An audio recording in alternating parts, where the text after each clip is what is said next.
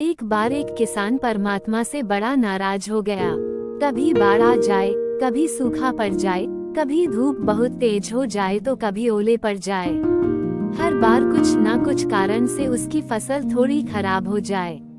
एक दिन बड़ा तंग आकर उसने परमात्मा से कहा, देखिए प्रभु, आप परमात्मा हैं, लेकिन लगता है आपको खेती बाड़ी की ज्यादा जानकारी नहीं है।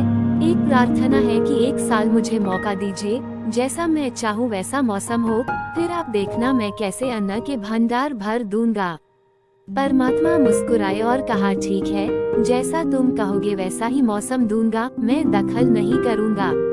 किसान ने गेहूं की फसल बोई, जब धूप चाही तब धूप मिली, जब पानी तब पानी।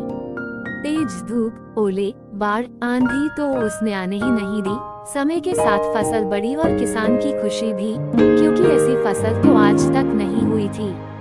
किसान ने मन ही मन सोचा, अब पता चलेगा परमात्मा को कि फसल कैसे करते हैं। बेकार ही इतने बरस हम किसानों को परेशान करते रहे। फसल काटने का समय भी आया।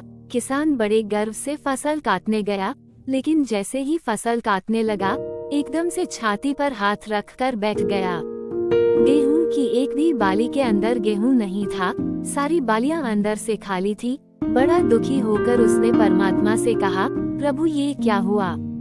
तब परमात्मा बोले, ये तो होना ही था, तुमने पौधों को संघर्ष का जरा सा भी मौका नहीं दिया। ना तेज धूप में उनको तपने दिया, ना आंधी ओलों से जूझने दिया, उनको किसी प्रकार की चुनौती का एहसास जरा भी नहीं होने दिया। इसीलिए सब पौधे खोखले रह गए। जब आंधी आती है, तेज बारिश होती है, ओले गिरते हैं, तब पौधा अपने बल से ही खड़ा रहता है। वो अपना अस्तित्व बचाने का संघर्ष करता है और इस संघर्ष से जो बल पैदा होता है वो ही उसे शक्ति देता है, ऊर्जा देता है, उसकी जीवटता को उभारता है। सोने को भी कुंदन बनने के लिए आग में तपने, हथौड़ी से पिटने, गलने जैसी चुनौतियों से गुजरना पड़ता है, तभी उसकी स्वर्णिम आभा उभरती है, उसे अनमोल बनाती है।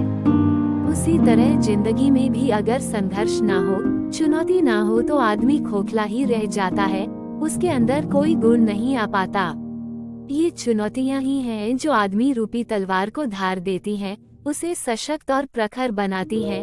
अगर प्रतिभाशाली बनना है तो चुनौतियां तो स्वीकार करनी ही पड़ेंगी, अन्यथा हम खोखले ही रह जाएंगे। अगर जिंदगी में प्रखर बनना है, प्रतिभाशाली बनना है, तो संघर्ष और चुनौतियों का सामना तो करना ही पड़ेगा।